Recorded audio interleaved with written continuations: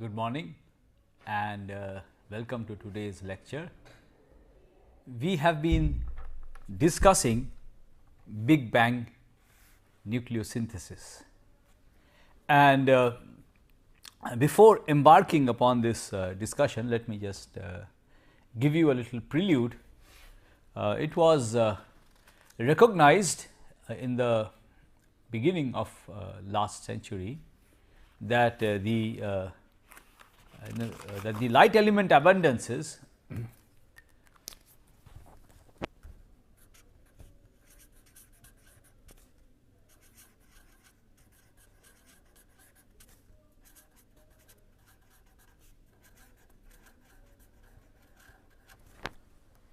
particularly helium is more or less uniform throughout the universe. Whereas heavy elements, by heavy elements we mean elements heavier than hydrogen and helium, their abundance shows considerable fluctuations, variations across the universe.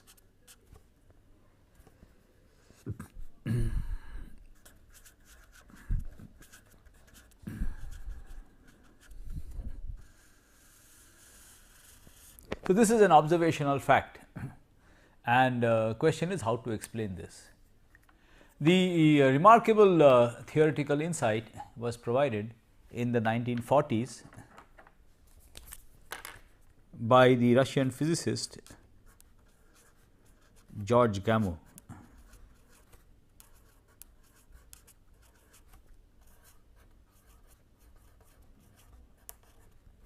Gamow made this remarkable proposition that if the universe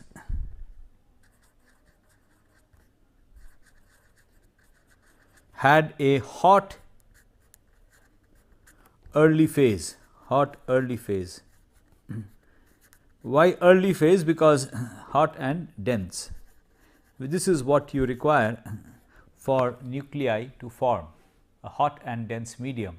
If the universe had a hot early phase, hot and dense early phase, then you could synthesize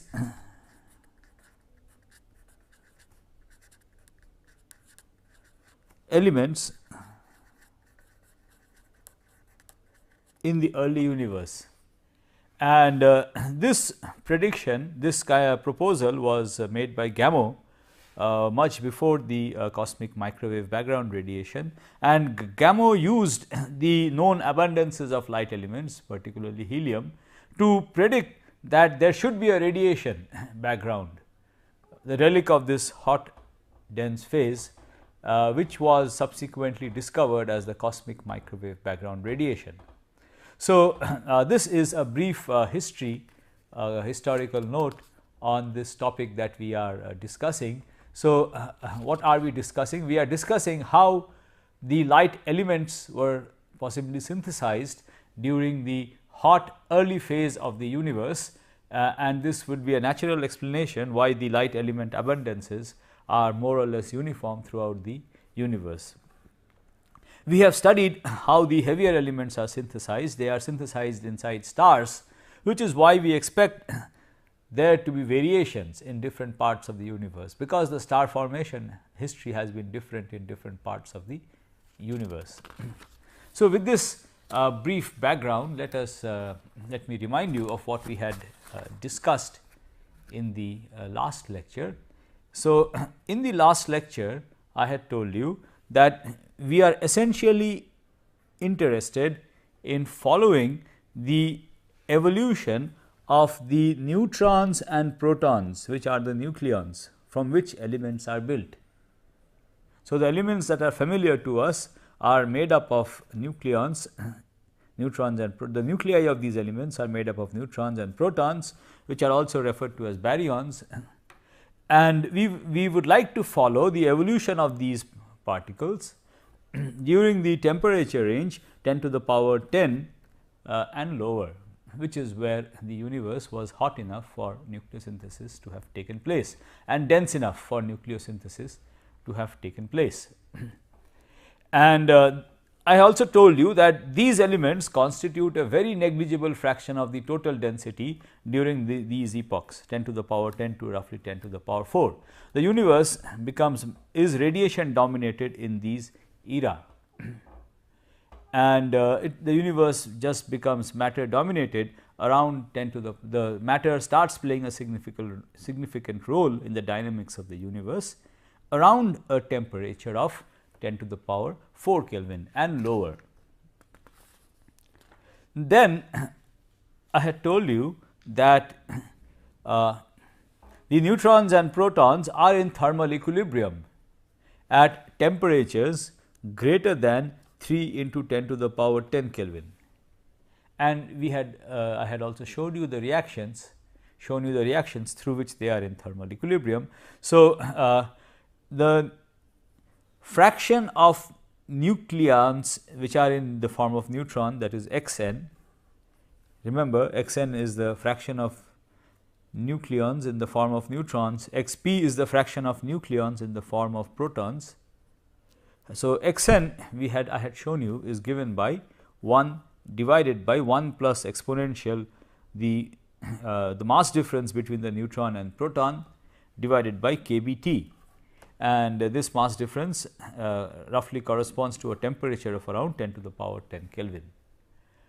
So, this thermal equilibrium formula holds at temperatures above 3 into 10 to the power 10. Subsequent to this, these two elements these two nuclei particles go out of thermal equilibrium, and you then have only the reaction where the neutrons all decay to protons, also producing a positron and an antineutrino, and this decay has a mean lifetime of 885.7 seconds, and this decay starts off at a temperature lower than 3 into 10 to the, so it starts off at 3 into 10 to the power 10 and it proceeds, and during this temperature, these temperatures less than 3 into 10 to the power 10, the fraction of nucleons in the neutrons is well described by this formula 0.1609 into exponential minus the age of the universe divided by the lifetime of this neutron, and this gives you a good approximation as to the fraction of nuclei in the form of neutrons. And I had also shown you the number, this number xn at temperature T equal to 10 to the power 9 Kelvin. So, this is what we had done in the last lecture. So, essentially at the neutrons are decaying, and we would like to now study the formation of out of neutrons and protons. So, we would like to study the formation of a nucleus of an atom F, let us say the final product, which has atomic number Z and mass number A. So, this is formed out of A minus Z neutrons and Z protons. So, this is the thing that we would like to consider, that the neutrons and protons, they form a nucleus F of an element F, which has atomic number A, atomic number Z and atomic mass, the mass number A.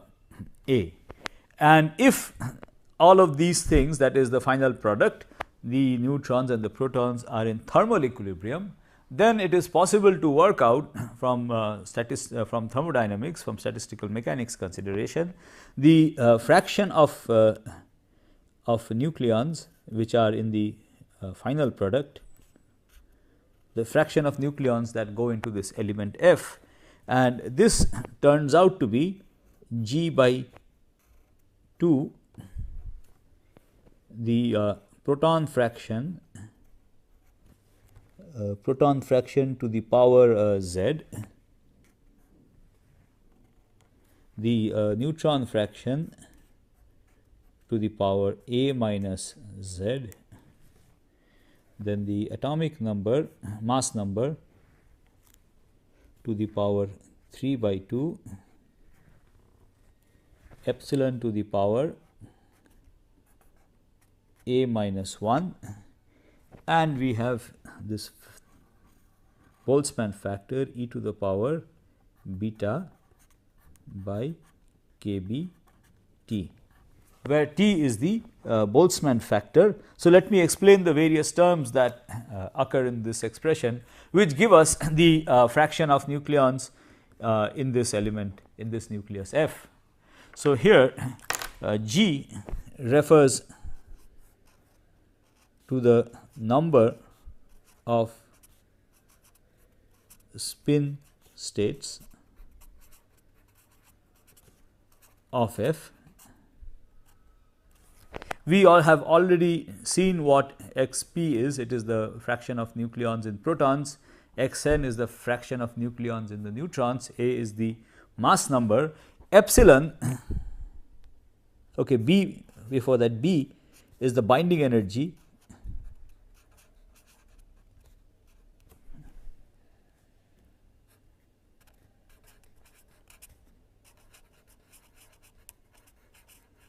so it is the binding energy of the nucleus F. So, B is the binding energy of the nucleus F, and epsilon is 1.46 into 10 to the power minus 12 T by 10 to the power 10 Kelvin to the power 3 by 2 omega baryon h square. So, let me remind you that omega baryon refers to the present value of the baryon density parameter. So, let me also write this down, because we are going to keep on referring to omega baryon. So, omega baryon here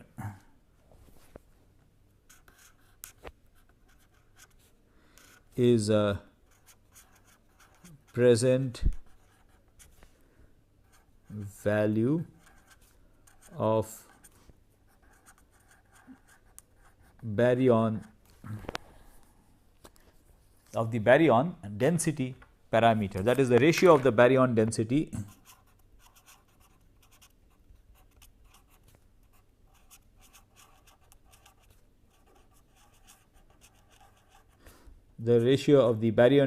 at present to the critical density at present, that this is omega baryon, and H. So, we are expressing the Hubble parameter at present as 100 H kilometer per second per megaparsec. I have already told you what this is, and H is believed to have a value around 0.7 at present. So,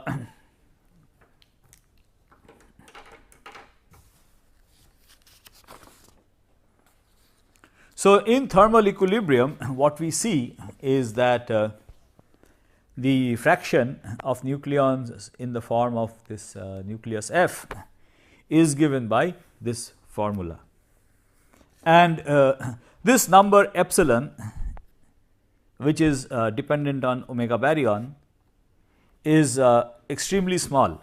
It is of the order of 10 to the power minus 12, and the fraction of nucleons in any nucleus F is also going to be consecutively extremely small until the epoch, until the temperature falls sufficiently low, so that e to the power the binding energy by kBt, this factor over here compensates for the fact that epsilon is extremely small. So, this gives us a temperature. So, corresponding to this element F, we have a temperature which is T, which is the binding energy, divided by Kb, the Boltzmann factor, into A minus 1 into ln epsilon. So, the at temperatures, if the temperature of the universe is more than this value, if the temperature of the universe is more than this value, which I just showed you here, is more than this value, then the fraction of nucleons in the nucleus F is going to be extremely small, and we are going to have a significant fraction of this nucleus forming only at temperatures. So, xf will be significant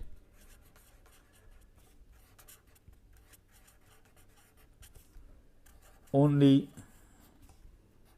below this temperature.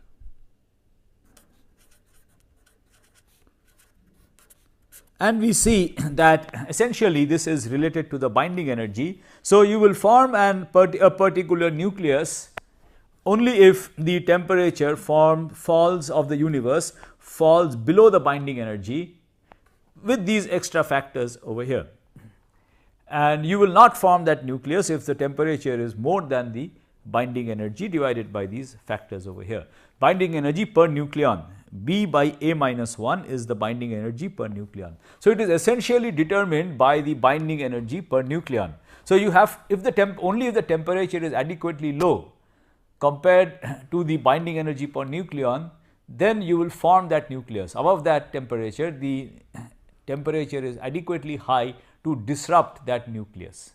Okay. So, I hope this point is clear, and so this is the fact, this is the basic consideration when we have to, if we have to consider the formation of different nuclei in thermal equilibrium. So, if you have thermal equilibrium and this kind of a process, then this is the guiding consideration.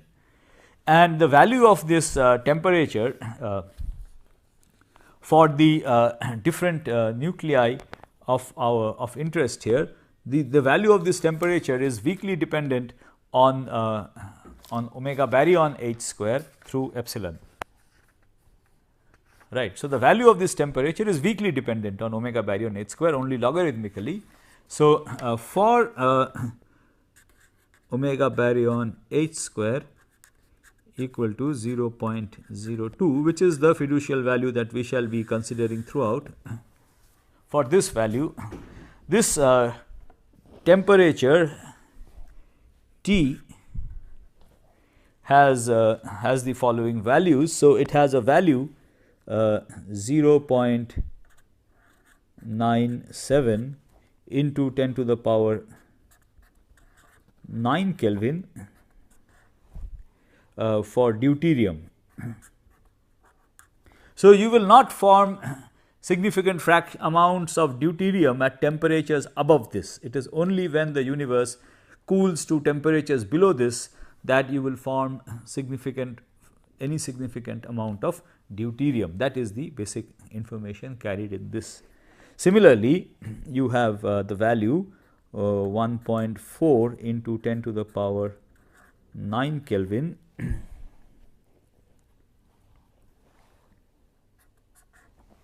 for tritium, and 1.3 into 10 to the power 9 Kelvin for helium 3, and you would have 3.1 into 10 to the power 9 Kelvin for helium 4. The binding energy per nucleon is more or less same for remains more or less constant for heavier nuclei. So, this heavier nuclei also you may take a value which is somewhere around here. So, if you had nuclear these nucleosynthesis taking place in thermal equilibrium, you would first form helium 4. So, if nucleosynthesis were taking place in thermal equilibrium, let me just put it here.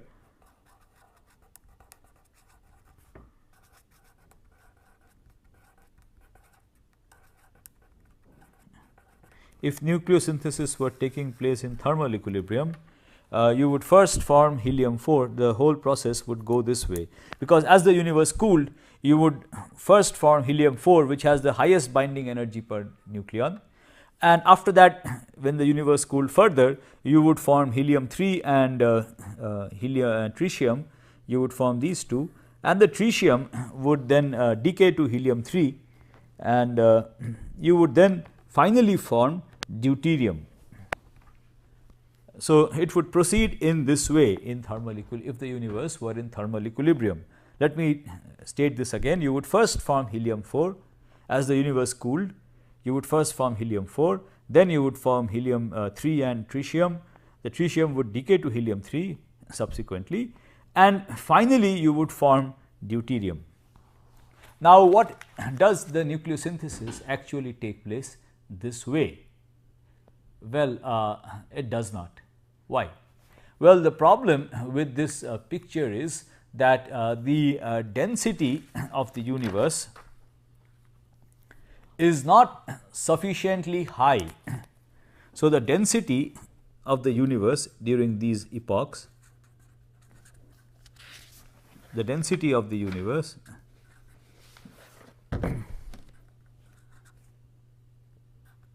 is too low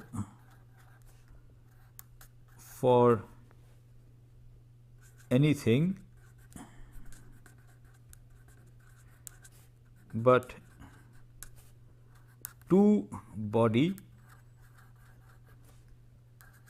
reactions to be in thermal equilibrium. So, you have to build up the entire nucleosynthesis only from two body reactions, not more than that. And obviously, something like this that we started off with, or anything else that you can imagine, is not a two body reaction. It is a many body reaction. So, you have to build up whatever heavier elements, starting from protons and neutrons, whatever elements, heavier elements you can, from a chain of two body reaction. So, you have a chain of two body reactions which takes place. So, there is a chain. The chain starts off with a neutron and proton combining to form a deuterium plus giving out photons. So, this is the first step in the chain. The next step in the chain is that deuterium plus deuterium, they can give rise to, so they can give rise to a tritium plus a proton. This is one possibility. The other possibility is that deuterium plus deuterium can also give rise to helium 3 plus a neutron.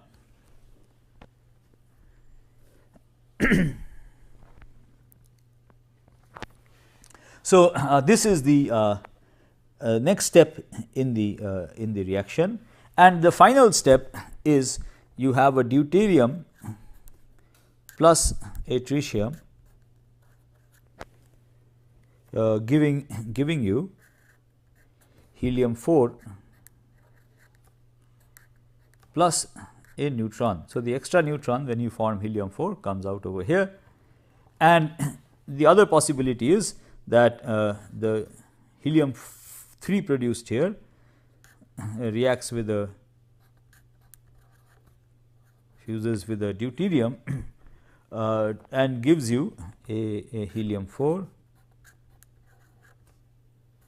and in this case you have an extra proton which comes out. So, this is the chain of reactions, and this is the chain of reactions, and finally you are left with helium 4.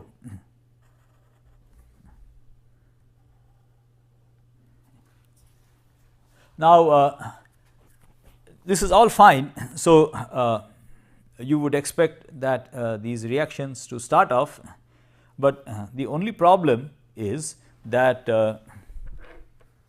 neutron, the first step in this reaction, is this.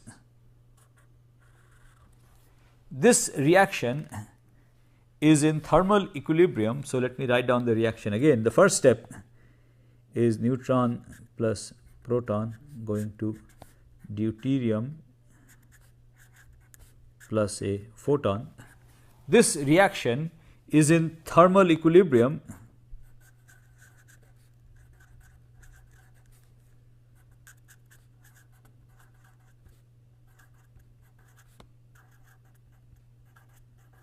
all the way to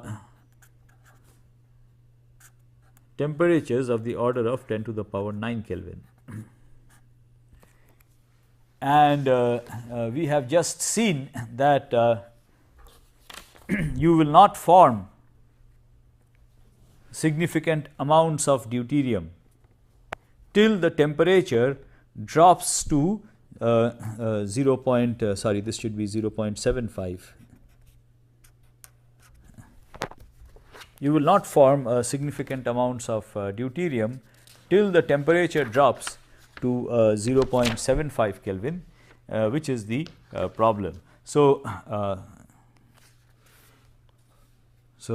you do not form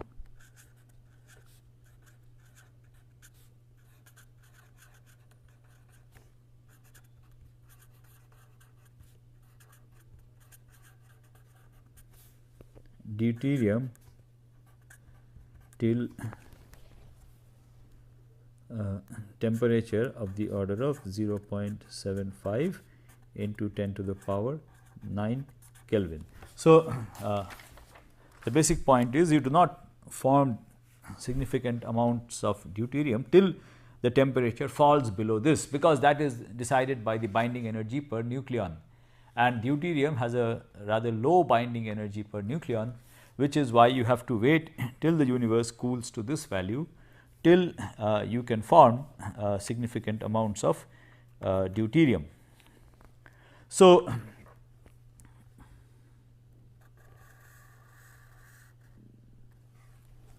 you have to, the universe has to wait. So, the basic thing is that the neutrons and protons are there initially at thermal equilibrium, and then they go out of equilibrium at 3 into 10 to the power 10 Kelvin. Subsequent to that, they cannot form the first step. The first step in this chain cannot take place. The first step in this chain cannot take place till the temperature reaches a value of around, so that the first step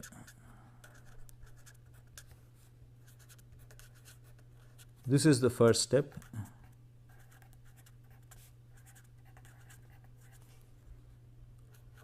only starts at temperature of 10 to the power 9 Kelvin, where you form significant amounts of deuterium through this. Significant amounts of deuterium cannot form much before this. That is the basic problem.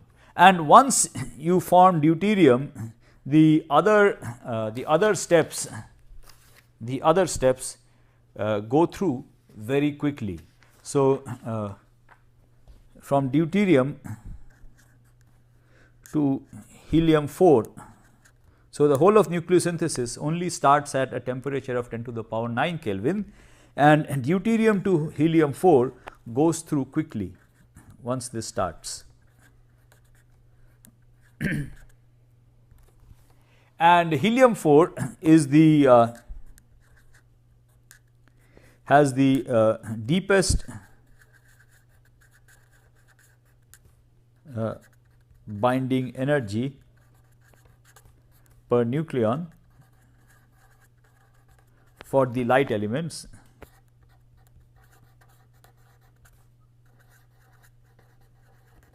So, the nucleons whatever are available, the neutrons and protons whatever are available, whatever neutrons are available at this temperature, they quickly get bound. So, the neutrons n at 10 to the power 9 combine with protons 1:1 ratio, and they are all bound up in helium 4.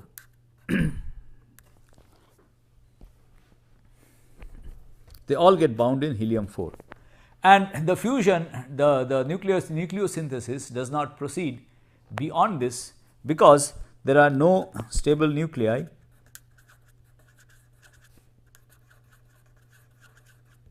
of atomic number, mass number 5 or 8.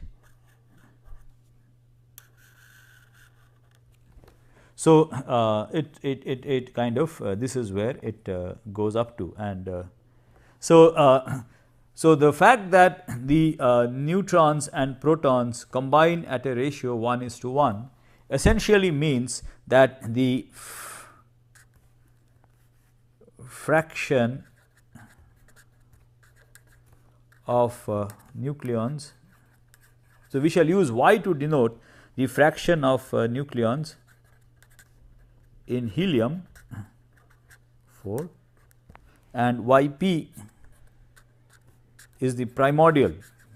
By primordial we mean after the Big Bang nucleosynthesis. Helium 4 can also be produced in stars. So, primordial refers to the fraction of nucleons in helium 4 before star formation takes place. So, this is the primordial value before star formation takes place, and the primordial value Yp is essentially twice the fraction of nucleons in neutrons, because every neutron combines with one proton. So, you have helium 4 has 2 protons and 2 neutrons. So, the ratio is 1:1. So, the fraction of helium 4 is essentially twice the fraction of neutrons at a temperature of 10 to the power 9 Kelvin. So, this decides the primordial fraction of helium 4, and we can use this to calculate the primordial fraction of helium 4. Let me do that here. So, we have seen that the neutron fraction is given by this formula over here. So, so the primordial fraction of helium 4 is given by 2 into 0.1609 seconds into exponential. We need to find the time, the age of the universe when the temperature is 10 to the power 9 Kelvin, and this is something that we have worked out. We have worked out the age of the universe and the relation between the age of the universe and the temperature a few lectures ago. So, let me remind you. So, at a temperature of 10 to the power 9 Kelvin, this will be 178 seconds. So, minus 178 divided by 885. So, this gives us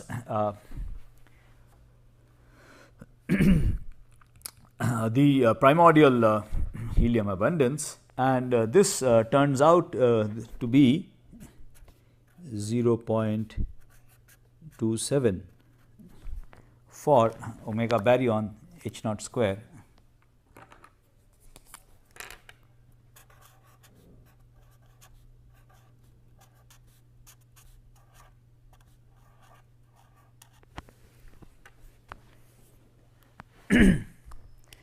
So, this is the primordial helium abundance, helium 4 abundance that we expect from these considerations of the Big Bang nucleosynthesis.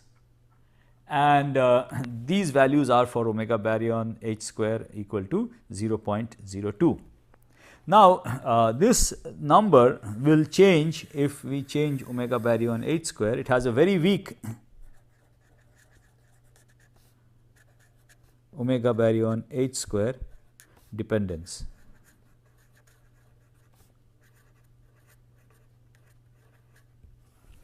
The omega baryon H square dependence essentially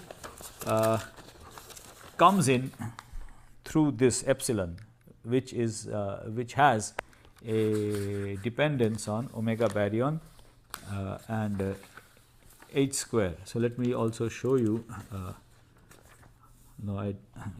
So, epsilon over here has a dependence on omega baryon H square, and this is what introduces the omega baryon. So, this, as a consequence of this, the temperature where the deuterium fraction becomes significant depends on omega baryon H square, and consequently the time. So, the neutrons decay, the times that the time that the neutrons have to decay before deuterium builds up, deuterium fraction builds up, also depends on omega baryon H square. And if you increase omega baryon H square,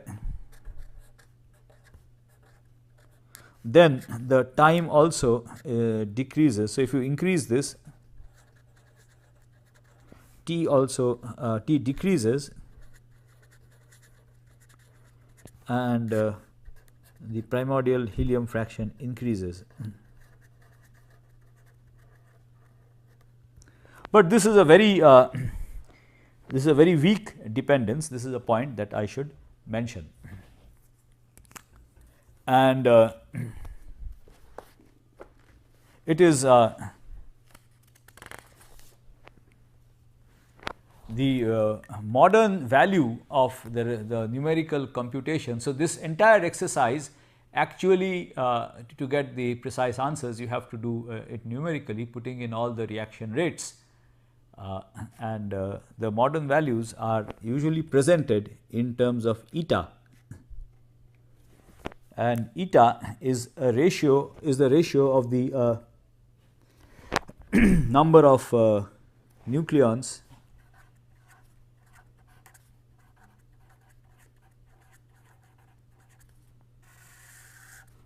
to the number of photons. We have calculated this ratio several lectures ago, and this ratio, let me remind you, is constant with the expansion of the universe after electron and positron annihilates. So, it is a very convenient way of parametrizing the baryon density, and this is related to the baryon density omega baryon H square, as this is equal to 3.65 into eta into 10 to the power minus 7. And so that is the relation, and it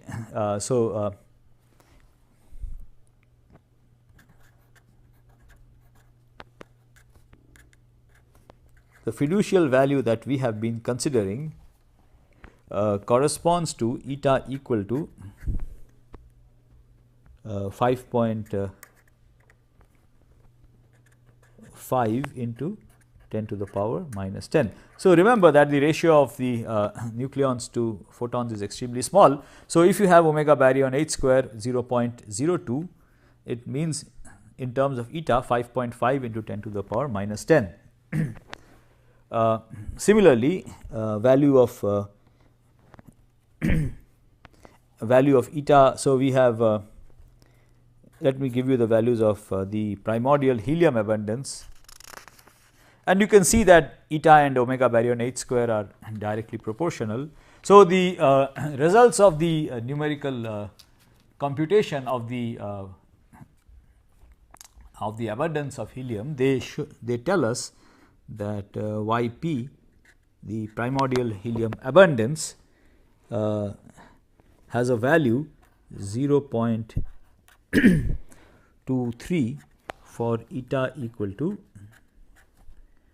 2 into 10 to the power minus 10, and this is equal to 0.24 for eta equal to 4 into 10 to the power minus 10.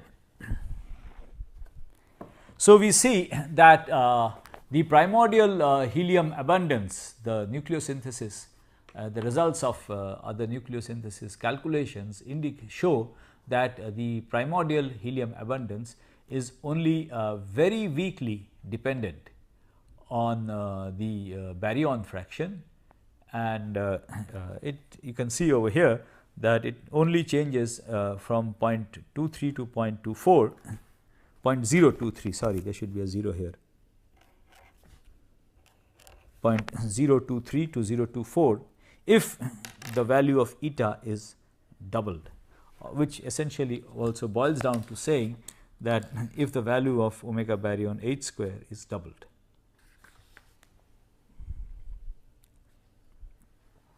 Now, I have told you that observations indicate that that the ratio of the primordial, that the helium abundance is more or less uniform across the universe.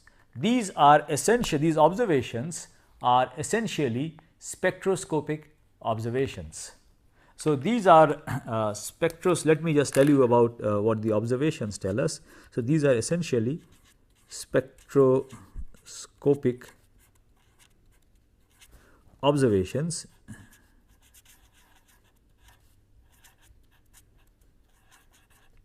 of H2 regions.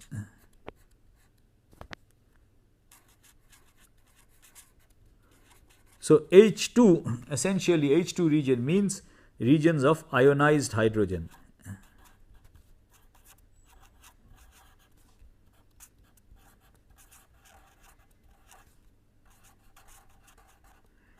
And one usually chooses regions where the metallicity, so by metal these are elements heavier than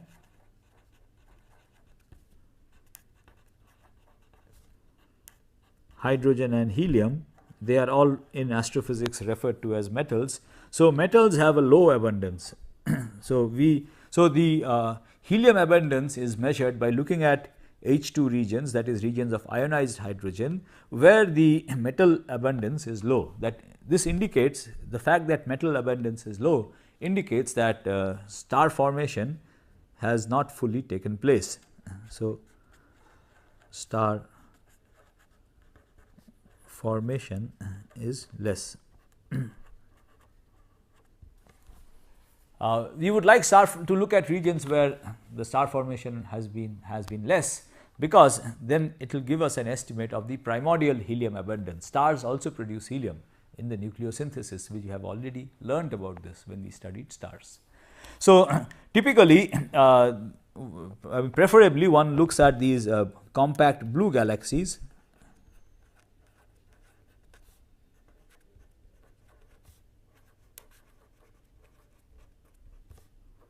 These are galaxies where star formation has not fully taken place as yet, and these observations indicate that the primordial helium abundance has a value 0.02 sorry the helium abundance let me correct this. The abundance is 0.23, correct. There should be no 0 here. It's roughly 1/4.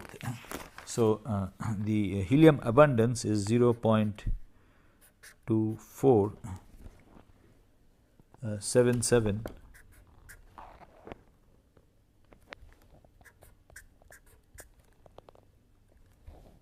plus minus 0.0029, which essentially tell that eta has a value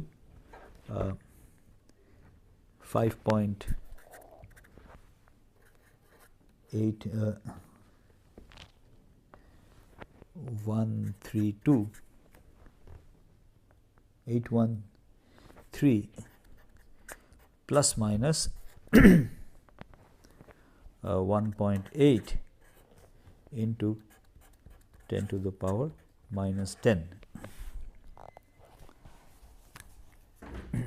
So, we see that observations are more or less consistent with the predictions of the theory, and they predict they indicate that eta has a value 5.81 plus minus 1.8 10 to the power minus 10.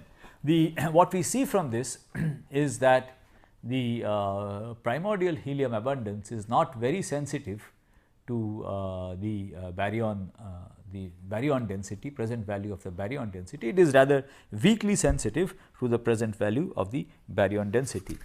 However, so it cannot tell us much about the present value of the baryon density, but it tells us that the overall picture that we have of how the light elements were synthesized is more or less is correct.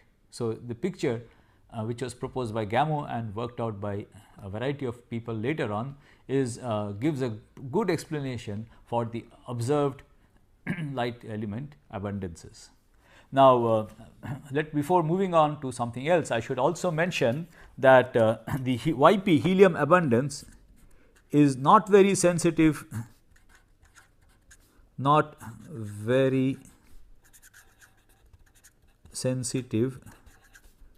to omega baryon H square. However, it is sensitive to expansion history of universe. Between the time when the neutrons start to decay, so the neutrons start to decay at 3 into 10 to the power 10 Kelvin, and nucleosynthesis starts at 10 to the power 9 Kelvin, and the helium abundance is essentially very crucial to the expansion history during this epoch. Why? Well, the helium abundance, in a nutshell, the helium abundance is decided by the following criteria. The neutrons start to decay at this epoch, and they decay till this temperature is reached. Whatever neutrons are there at this temperature are all converted into helium, which is what this formula is essentially all about. So, the question is, how much time did the neutrons have to decay between here and here? What was the time available for the neutrons to decay? Because that is what will come here is actually the time that elapses between these two epochs. We have put in the value over here, but this value will change if you change the expansion history of the universe.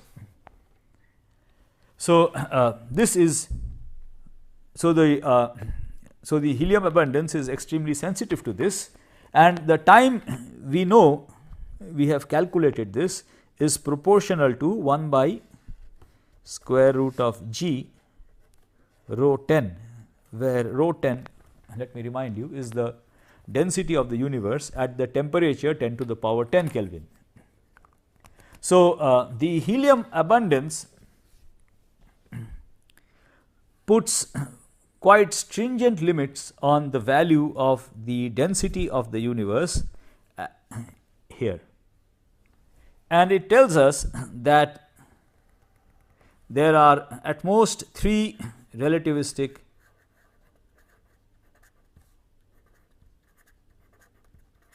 neutrinos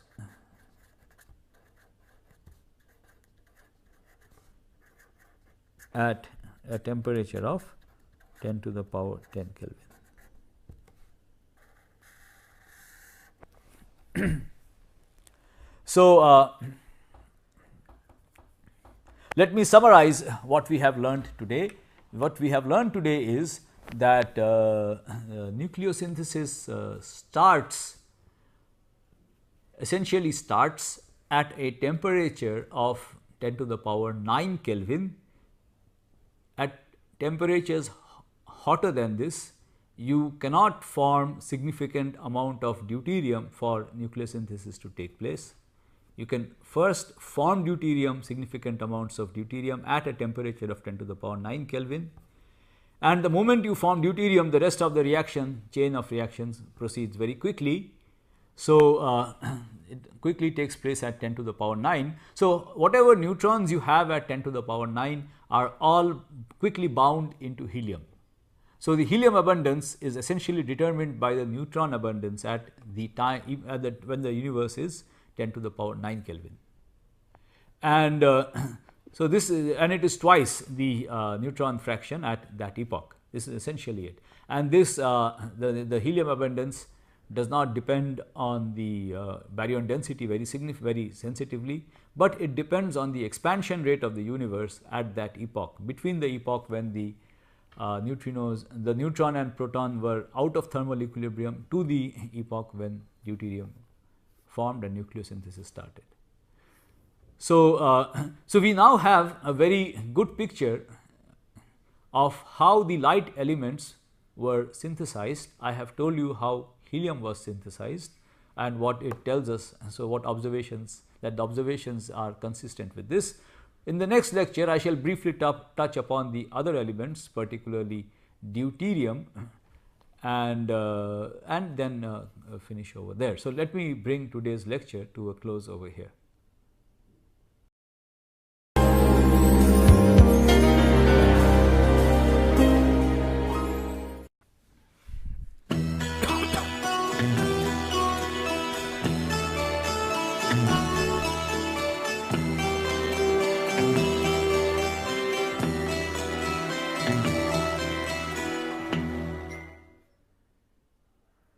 Good morning and welcome to today's lecture. We have been discussing Big Bang nucleosynthesis, and before embarking upon this discussion, let me just give you a little prelude. It was recognized in the beginning of last century that the light element abundances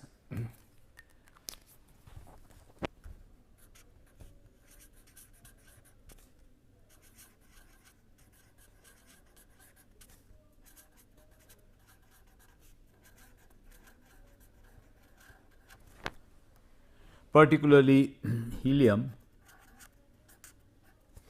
is more or less uniform throughout the universe, synthesized during the hot early phase of the universe, and this would be a natural explanation why the light element abundances are more or less uniform throughout the universe. We have studied how the heavier elements are synthesized. They are synthesized inside stars, which is why we expect there to be variations in different parts of the universe, because the star formation history has been different in different parts of the universe. So, with this brief background, let me remind you of what we had discussed in the last lecture.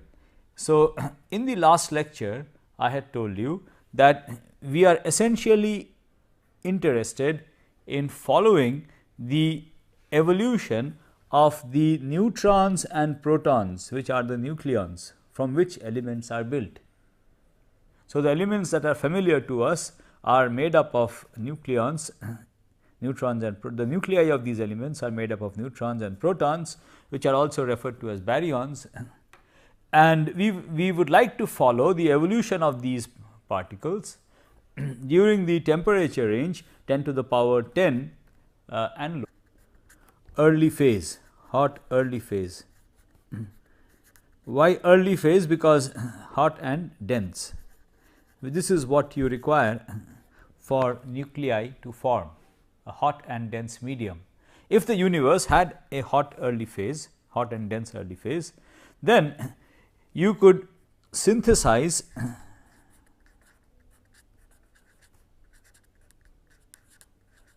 elements in the early universe. And this prediction, this proposal was made by Gamow much before the cosmic microwave background radiation, and Gamow used the known abundances of light elements, particularly helium, to predict that there should be a radiation background, the relic of this hot dense phase, which was subsequently discovered as the cosmic microwave background radiation. So, this is a brief historical note on this topic that we are discussing. So, what are we discussing? We are discussing how the light elements were possibly, whereas heavy elements, by heavy elements we mean elements heavier than hydrogen and helium, their abundance shows considerable fluctuations, variations across the universe.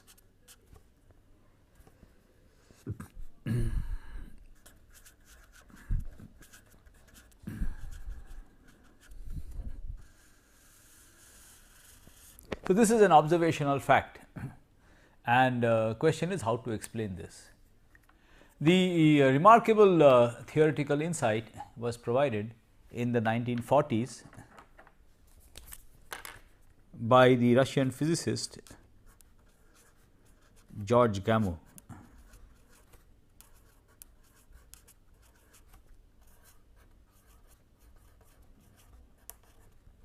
Gamow made this remarkable proposition that if the universe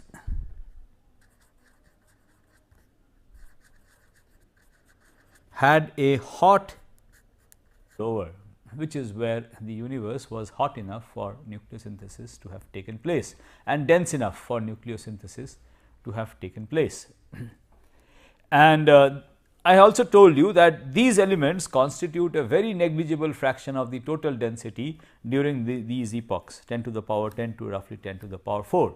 The universe is radiation dominated in these era, and the universe just becomes matter dominated around 10 to the matter starts playing a significant role in the dynamics of the universe around a temperature of 10 to the power 4 Kelvin and lower.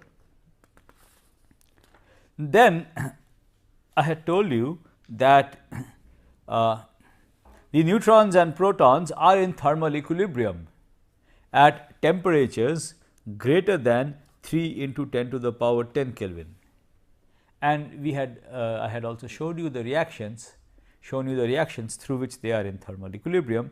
So, the fraction of nucleons which are in the form of neutron, that is xn, remember xn is the fraction